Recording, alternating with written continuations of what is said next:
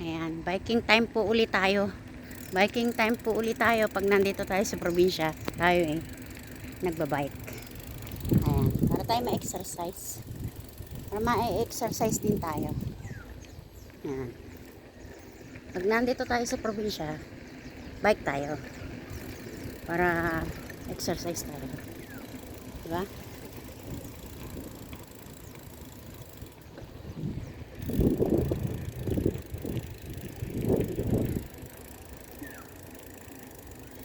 Napapaligiran tayo ng palayan dito sa ating lugar.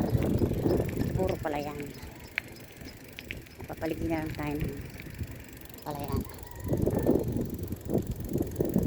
Okay? Thank you so much. God bless everyone. Have a good day. Stay safe. Bike din pag may time.